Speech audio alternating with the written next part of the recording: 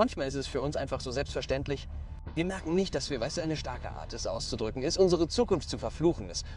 Du kannst deine Zukunft verfluchen oder kannst sie segnen. Also sei vorsichtig, was du sagst. Ich glaube, ich liebe es. Sometimes it's just been so natural to us. We don't realize that we're, maybe a strong way to say it is we're cursing our future. You can curse your future or you can bless your future. So be careful what you say. I think I love where you say we need to send out.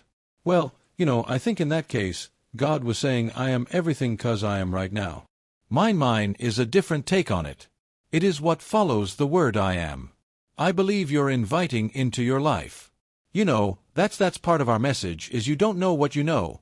God's dream for your life is bigger than your own. And that's what I've seen.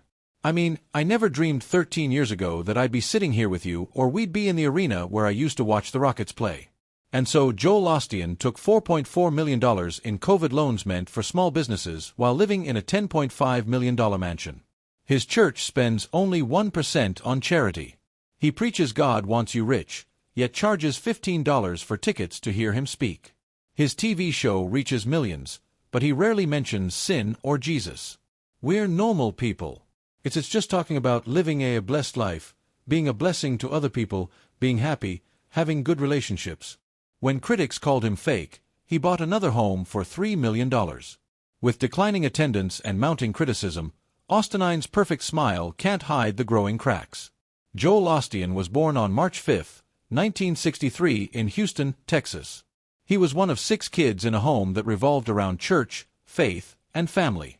His father, John Osteen, had already left the Southern Baptist tradition by then and started something new. It all began after a major shift in 1958 when Joel's sister Lisa was born with severe disabilities. That moment changed everything. John and his wife Dodie turned to faith healing and embraced charismatic Christianity. Just 1 year later, in 1959, they founded Lakewood Church in a rundown feed store. It only had 234 seats, but something powerful was beginning. By the late 1970s, that small space had turned into a growing church with over 5,000 people. Joel grew up watching all this. While his siblings were either preaching or serving, Joel stayed quiet. He didn't want the spotlight. He preferred helping behind the scenes. In 1981, he finished high school at Humble High. Then he went to Oral Roberts University to study radio and TV. But after less than a year, he dropped out. He didn't want a degree. He wanted to build something with his dad. At just 19, Joel made a huge decision. In 1982, he left college and went back to Houston to help with the church's TV work. He started the television ministry that same year. He began small, 1 local channel and 1 national cable network. For 17 years, Joel stayed behind the camera. He produced, edited, directed, and even tracked what suits his dad wore every Sunday. He made sure every broadcast looked flawless. He wanted Lakewood to look as polished as any Hollywood show. While others preached, Joel kept pushing buttons, adjusting lights, and editing footage. He had no training in preaching, and no formal education in theology. But he was absorbing everything. Editing hundreds of his dad's sermons taught him more than any classroom could. Even then, he refused to take the stage. His dad would ask him to preach, and Joel would always say, "No. You're the preacher," he told him. "I'll make you look good on TV." Then everything changed in January 1999. On the 17th, Joel finally said yes. He preached his first sermon. 6 days later, his father died of a heart attack. Joel's first sermon turned out to be the last one his dad ever heard. With no warning, Joel was thrown into the role of leading a church with 6,000 members. He didn't want it. He didn't feel ready. He had no preaching experience. Many doubted him. Still, something clicked. At the time, about 8,000 people came to Lakewood each week. Big for Houston, but not for the nation. Within 5 years, everything changed. By 2004, weekly attendance had exploded to somewhere between 25,000 and 30,000. That wasn't just big. It was the biggest church in America. And it didn't happen by accident. Joel doubled the budget for television airtime. He picked the best time slots in major cities. He filled highways with billboards. But more than anything, his sermons felt different. They were simple, uplifting, full of hope. People tuned in and they stayed. The crowds got so big that Lakewood's 8,000-seat building just wasn't enough. Joel began talking about something that sounded impossible. He said one day they would preach to 100,000 people every weekend. Many laughed. But then came the boldest move yet. In 2003, Lakewood struck a deal with the city of Houston to lease the Compact Center. It was the old home of the Houston Rockets. This was no small church hall. It was a 16,000-seat sports arena.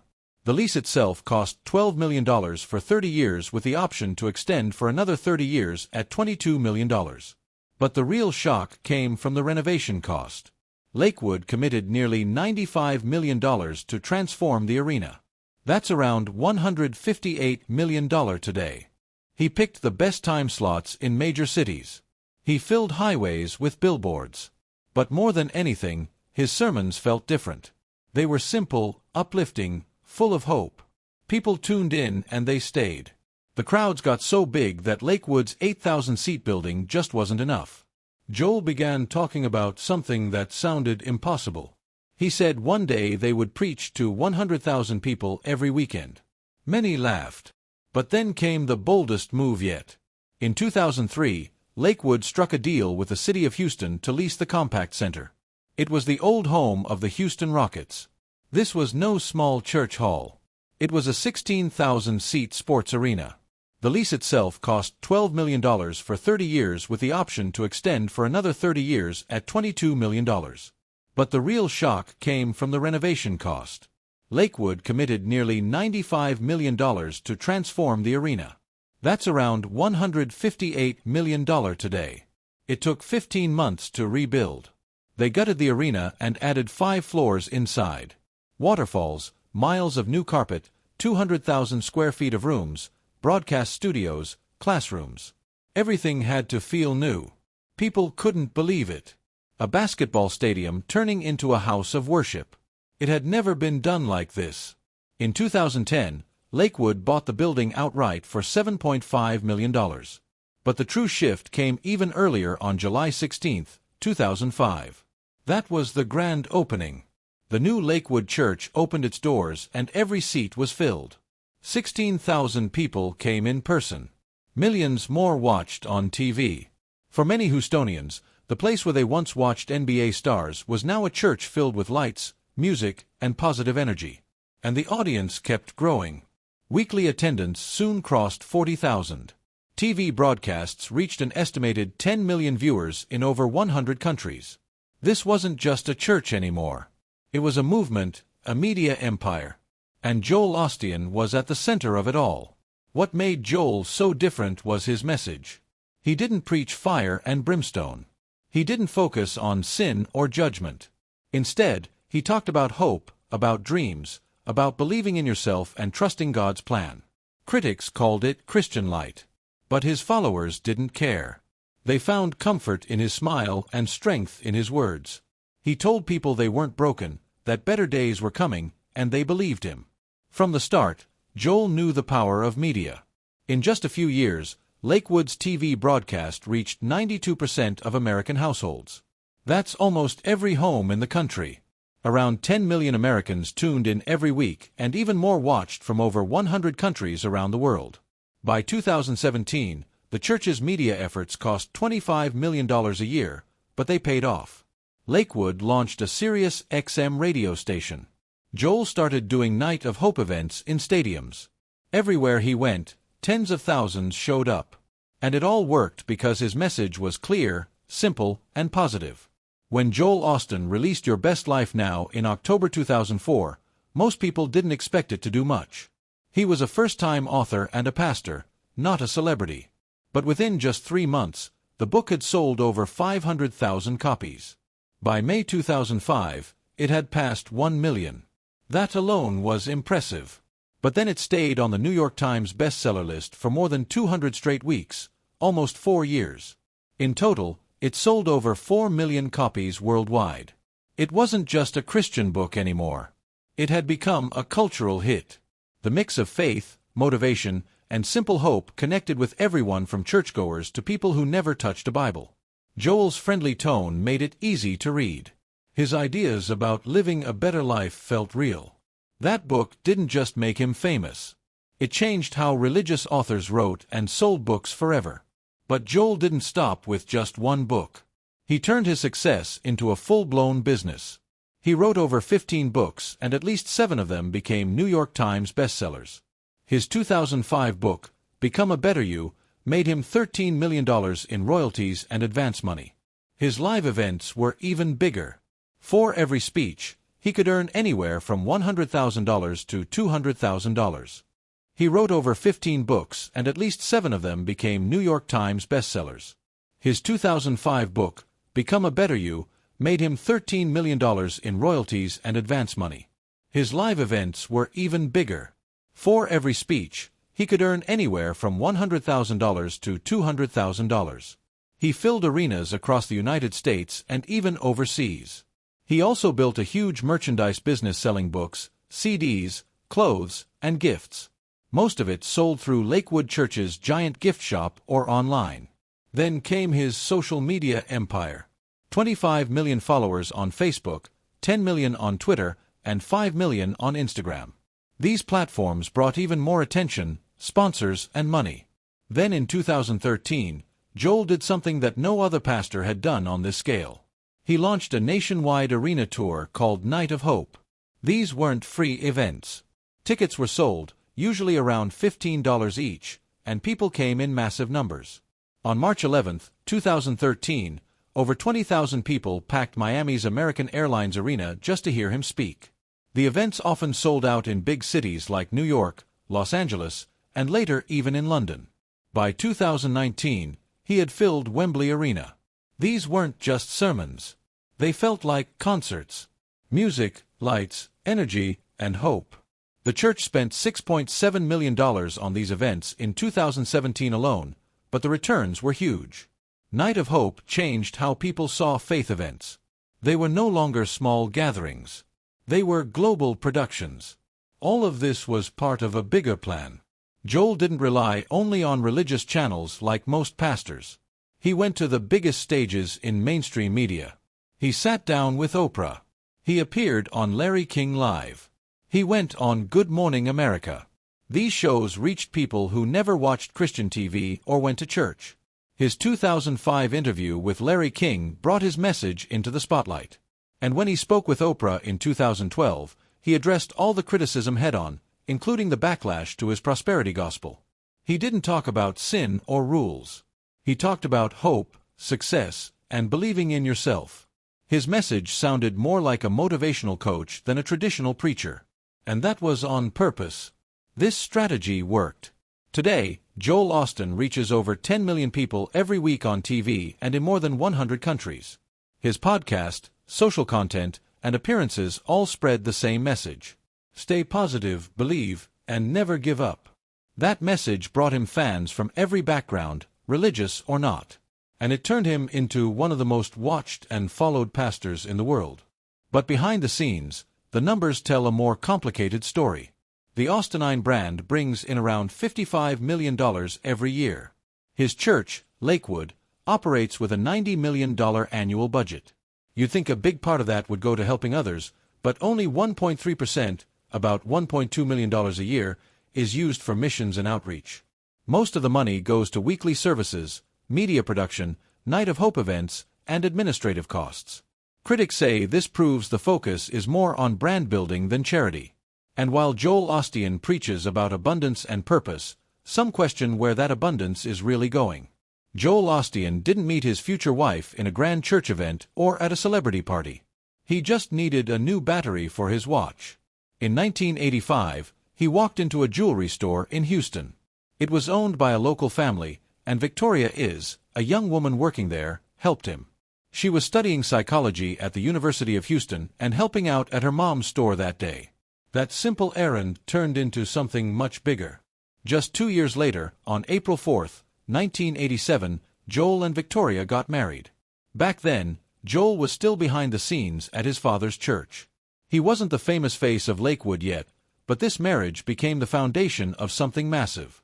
Victoria's background brought a mix of faith and science into the picture. Her father, Donald, was a NASA engineer who worked on the Saturn rocket project. Her mother was a devout Sunday school teacher. Together, Joel and Victoria began building a ministry that would later reach millions of people. They've been married for almost 40 years now. They've faced pressure, public judgment, and the heavy responsibility of running a mega church. They've been married for almost 40 years now. They've faced pressure, public judgment, and the heavy responsibility of running a mega church. But that small moment in a jewelry store, just replacing a watch battery, changed everything. Victoria's life took a dramatic turn after that. She was born in Huntsville, Alabama in 1961, but her family moved to Houston when she was just 2. Her childhood was shaped by the Church of Christ, where her mother taught Sunday school and her father was a deacon. After marrying Joel, Victoria started taking on small duties at Lakewood, like helping with offerings. But that didn't last long. In 2003, she launched the women's ministry at Lakewood. It grew fast. Today, it reaches thousands of women every year. Victoria's role on stage became just as important as Joel's. Her voice and presence connected deeply with the audience. She also became a best-selling author.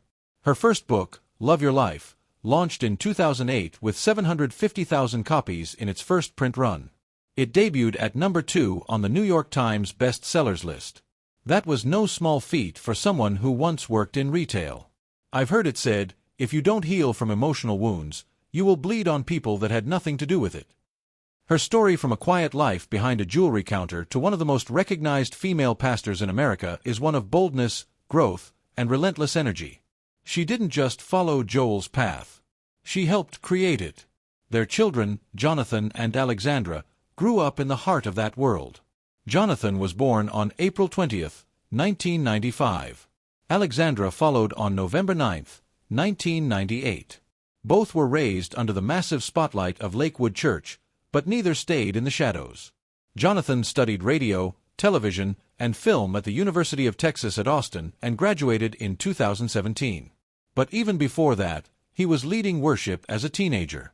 By 2016, he and Alexandra were performing in front of massive crowds, 45,000 people at an event like America's Night of Hope in San Francisco. Jonathan also started writing songs and producing music for Lakewood's young adults ministry. Then in 2019, he preached his first sermon on Father's Day. Alexandra made her mark in music. She became a lead vocalist for Lakewood's worship band, LYA. Their songs, including I've Got a Fire, have reached hundreds of thousands on Spotify and other platforms. This is my Bible. I am what it says I am. I have what it says I have. I can do what it says I can do. Today I will be taught the Word of God. I boldly confess my mind is alert. My heart is receptive. I will never be the same. Her voice became a key part of the church's music identity. Osteen was deeply tied to something called the Word of Faith and Prosperity gospel movements. These ideas say if you believe hard enough, speak the right words, and trust in God's plan, you'll get what you want, whether it's health, wealth, or happiness. He once said, God's will for you is to pay your bills, not be in debt, and to live in health all the days of your life. His fans loved it. His critics were horrified. What made it all more intense was the size of his platform. Lakewood Church draws over 40,000 people every week and millions more watch on TV. Osteen himself is worth between $40 million and $60 million. That's made many wonder if this message is really about faith. Why does it seem to benefit one man so much? Some Christians said his message twisted the gospel into something it was never meant to be. Instead of teaching people to follow Jesus through hardship, it told them they could speak wealth into existence. Like that little dog, there is so much more in you. You're just letting that defense mechanism cause you to isolate, push away, thinking that staying in hiding is the way to deal with it. And if they were poor or sick, that was on them for not believing hard enough. But it wasn't just the money talk. Osteen didn't preach much about sin, hell, or repentance either. He openly said he preferred not to focus on those things. He wanted to help people become a better you. His sermons were like motivational speeches. His books sold millions. But theologians warned that this was Christianity without a cross. It sounded good but left out the hard parts like turning from sin or relying on grace. People called it cotton candy gospel. Sweet, easy, but with no real substance. They worried that it made people feel better, but not actually changed. Some said it wasn't leading people to Jesus at all, just to themselves.